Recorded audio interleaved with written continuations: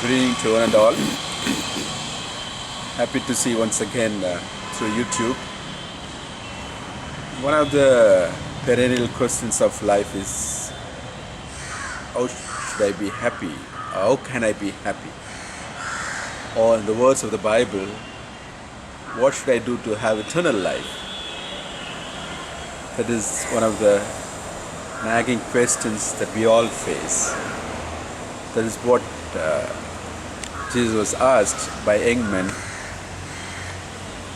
An young man came to Jesus and asked, what should I do to have eternal life? In other words, what should I do to be happy?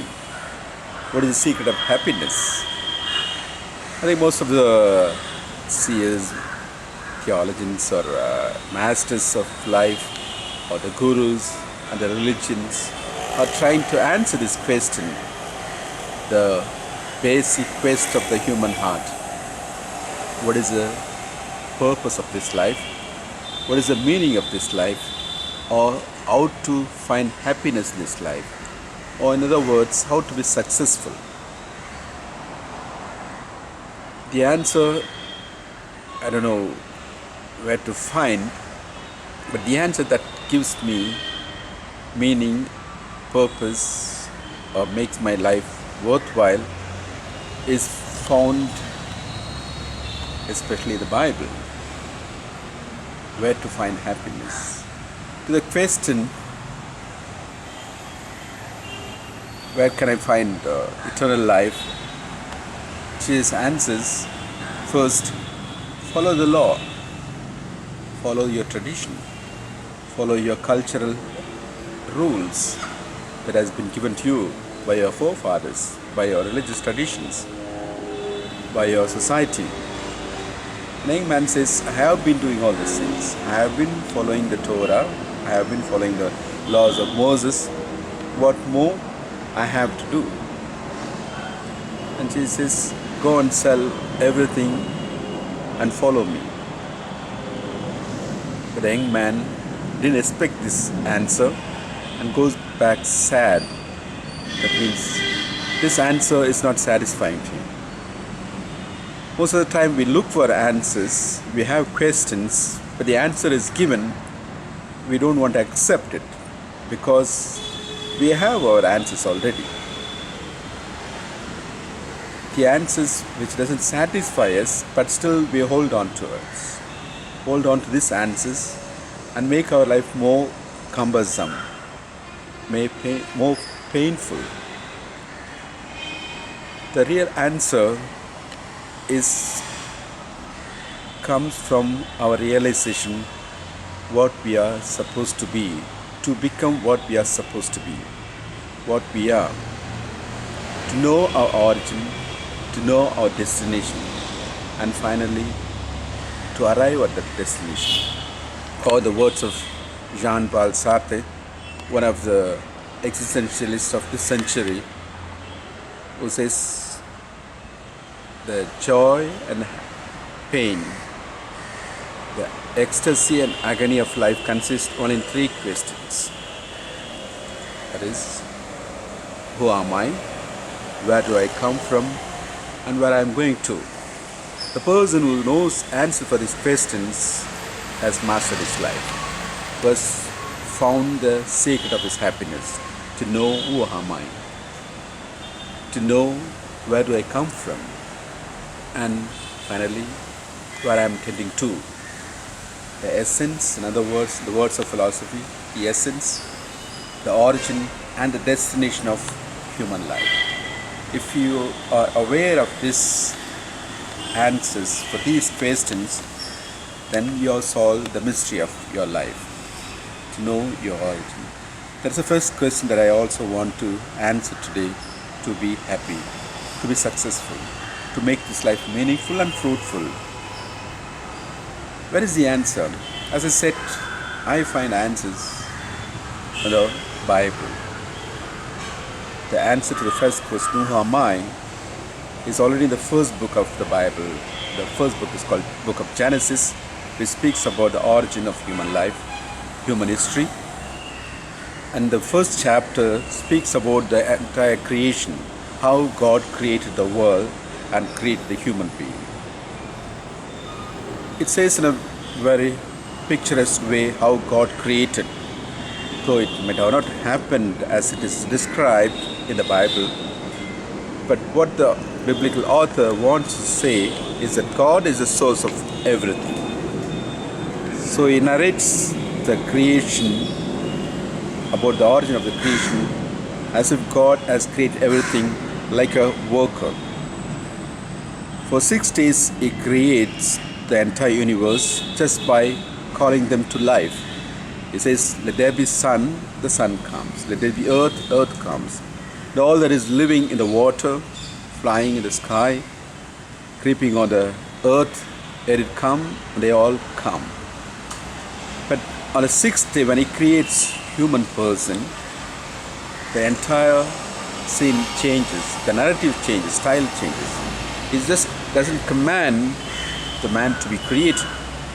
Rather, it takes time. First, he dialogues with himself. He says, let me create human person. That means it takes time to ponder, or he dialogues with himself as a triune God, God in 3 persons, and decides upon the way how the human person has to be created. And the biblical author goes further to say how he has been created. Chapter 1 of the book of Genesis, verses 26 to 27, speaks in a nutshell about the human person's creation. It says in 2 verses, God created human person in his own image and likeness. And he goes further, he created him, man and woman. Then again, God created man, or the human person, in his own image and likeness. Then 3rd time, once again, in his own image and likeness, God created human person. What does it mean? If you have noticed, there is one phrase that occurs 3 times. That is a biblical literary form to say something emphatically by saying it 3 times. That is a literary form used in the Bible. When the author wants to emphasize his point, he repeats it 3 times. The phrase that is repeated here is, in his own image and likeness. Human person is created in his own image and likeness. That means human person is a master creature of God. He has created him in his own image and likeness. Or in other words, the Bible wants to say, you're not just like an ordinary organism on the earth. You're not just came about because of some accident. No. You have been created, as the Bible itself says in the book of Psalms, Psalm 8, as a crown of the entire creation. You are the masterpiece of God's creation. You are very, very precious to God. You are a wonderful creature of God. Somebody who reflects God's glory, who reflects God's greatness, who reflects the divinity. That means you are God himself. The divine spark is within you. You are being created. I have been created in the image and likeness of God. That solves the first question that plagues human life. Who am I? What is my essence? What is the core of my being? The core of my being is nothing but the divine essence, God himself. He dwells in me. He is the source of my life. I think that makes my life meaningful. That gives meaning and power and energy to me. The power, the God who is the source of all energy, who is the source of all happiness, who is the source of everything, is within me. I am from him. I am from God. And that's what our Indian tradition also says very beautifully with a simple phrase, Aham Brahman, or the Advaita principle, Tattvamasi, not the other. You're not different from this divine origin. You're not different from God. You are God's wonderful creature. You are a wonderful child of God. I think that should make my life happy, because I'm somebody from above. somebody who has come to be the center of the universe as a representative of God to take care of this one. And the biblical author also very consciously inserts a phrase in between this narrative about creation of the human person. That is, he created man in his own image and likeness, and he created man and woman. That means here the biblical author wants to say God has created human person as man and woman, not one over the other or one lower to the other. No, both are equal. Both have the image and likeness of God. Both have divine origin. I think that also is a very, very important message to us, that human person as male and female is one unit, one wonderful creation of God. I think what else we need to be happy? What else we need to make this life meaningful? What should I do to be happy, to have eternal life? First thing, to come to this realization that I am from God. My essence is godly, divine. And I am here in this world as a child of God, as a representative of God. If God is somewhere high above, as a sun that cannot reach, I am here as a little lamb, spreading out God's goodness, God's love, God's light, and God's love.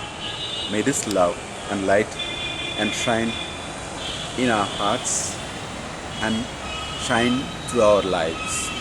God bless you. Thank you.